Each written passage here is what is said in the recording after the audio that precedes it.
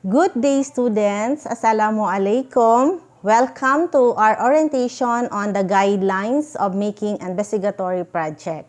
Before we begin, we will reflect on the different questions people or students ask about investigatory project. Why do we need investigatory project? Okay, so kindly write your answers in the chat box for 5 minutes. And note that the students participating in today's orientation will be given extra points, and those students from other sections, your participation points will be forwarded to your science teacher. So you answer, why do we need an investigatory project?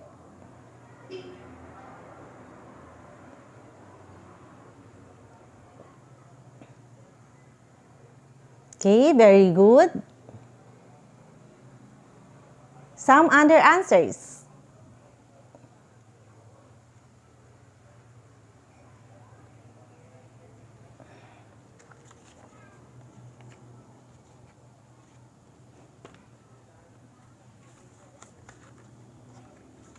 Okay, time's up.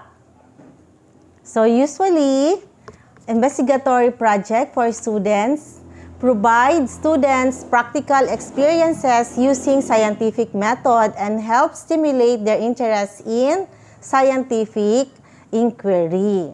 Okay, for question number 2, the same procedure, your answers should be written in the chat box.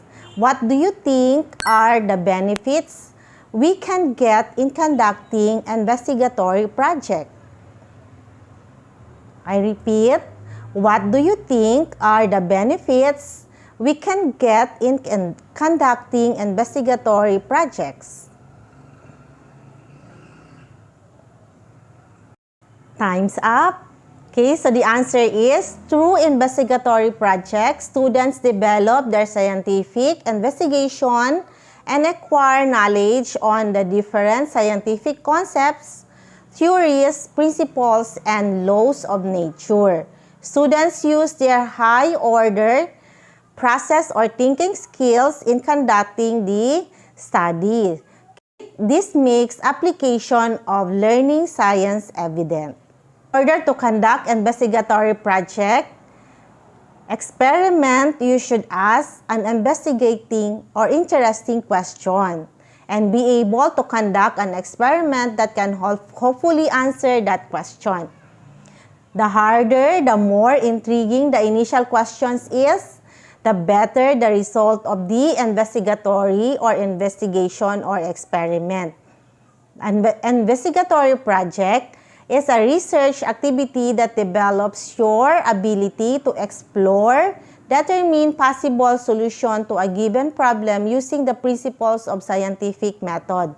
The following are the things to consider in making an investigatory project. Investigatory and investigation begins by coming up with a scientific topic, okay, which should be interesting and relevant to current events or needs. Since you are studying biology, your investigatory project should be related to biology or biological processes or organisms. And it should be also something that interests you. Okay? Another thing to consider is the materials. Materials should be easily available. At the very least, you should know where to find your materials, okay, or purchase them. Remember, once you reach an experiment part of your project, you cannot change your research topic just because you do not have the required materials. Okay, another one is the timetable. During the investigatory project, it involves not only performing an experiment, but also research and writing of the actual report. Hence, you will have to prepare a timetable. In our case, for one grading or 1 quarter, your investigatory project will be considered as your performance task. And another one is the budget. It's very important. you need to set a budget for the materials you will need for your investigatory project. So, you list all the materials needed and determine which ones are to be purchased. And number 5, clear and complete details. Make sure that the procedure of your experiment is already laid down before doing it. Okay, keep also in mind the important precautionary measures to be observed. And most important, do not perform any experiment without the guidance of your teacher or the supervision of any adult. Next, number 6, you avoid plagiarism. Okay, plagiarism is using someone else's work or someone else's idea as if it is your own. It is a serious offense, so take note. To avoid this, remember to paraphrase and state ideas on your own words. In case you have a state information or verbatim, make sure to cite the sources of the information adequately and properly. And another one, we have the application of scientific attitudes. You should always practice scientific attitudes such as curiosity, open-mindedness, perseverance, patience, honesty, and in making your investigatory project. The parts of investigatory project, you will require to create a report. Okay, such report contains all the data gathered during your investigation, and it is a written report because it serves as a record of your investigation and a reference to your teacher in evaluating your work. It can also use other students who might be interested to pursue related to your work in the future.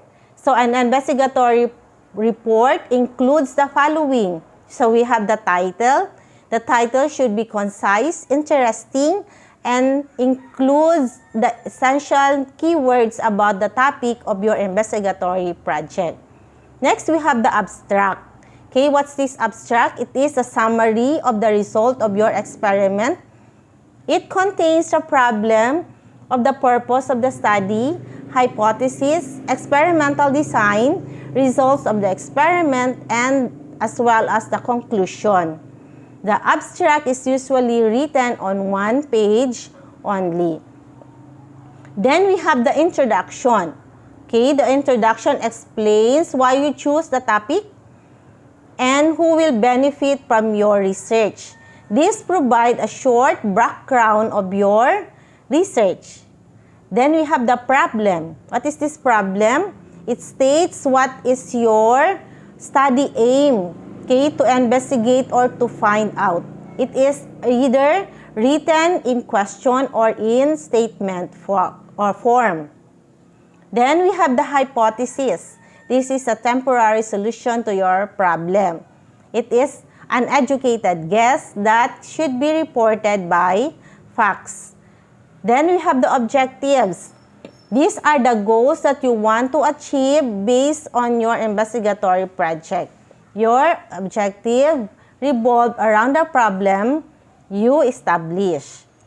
Then we have the significance of the study. This part explains the importance of your study or the benefits that your study offers.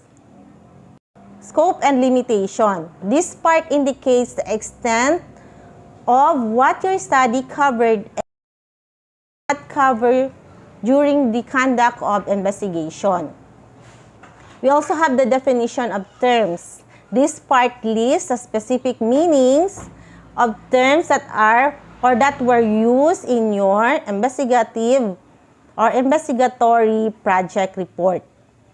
Then we have the RRL or the review of related literature. Other literature, scientific reports or articles, and research that are related to your problem are presented to clarify your findings. The most important part is the methodology. It is a part na materials, equipment, data gathered techniques, tools, and step-by-step procedures you use in your investigation. So we also have the data analysis and the results. This part includes the presentation of analysis of data you gathered. This also presents the results or findings of your study based on the analysis of the gathered data. And the conclusion. So we have this part summarizes your findings and provides the answers to your research problem.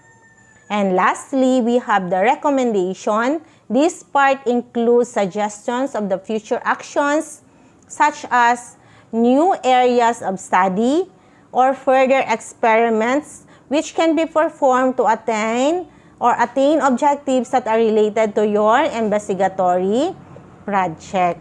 So after completing the scientific investigation and required written reports, you must prepare and share your findings, and some investigatory projects are presented into a bigger audience and into a bigger venue through a science fair. Okay, so what is the science fair? It is an event wherein the results of the students' science researches or investigatory projects are exhibited in the form of a display boards, reports, or models. It includes several investigatory projects made by different students, and a science fair will give students not only a chance to present their work but to learn from other classmates as well. Next, to find how prepared you are in presenting or defending your investigatory project, ask yourself the following questions. So first, did I state the problem clearly? Okay. Number 2, is there available scientific literature in the selected field? Another question, does the project utilize any scientific principle? Okay. Next, is creativity evident in the approach I use to solve the problem? Number 5, was any experimental design effective in gathering evidence to support my investigatory or investigation? Number 6, were the data I gathered sufficient? Okay. Next, did I present the data in a concise and effective manner? Number 8, did I interpret the results accurately using appropriate statistical technique or mathematical processes? You can ask your science teacher for help. Or number 9, does the project answer the problem of the study or the research aims to resolve? Or number 10, do I need to justify my conclusion? Number 11, does a project carry out its purpose to completion within the scope of its original aim? And last, number 12, will the result of my investigation benefit the society and contribute to scientific development? Whether you are presenting your report in class or during a science fair, prepare a good presentation. Anticipate the questions that your teacher will or judges might ask. Okay? Expect many questions regarding your investigatory project and be ready with your answers. If you do not know the answer to the question, be honest enough to tell the judges that you do not know it. This final phase of your investigatory project gives you not only the chance to present the fruit of your hard work, but also learn from your fellow students.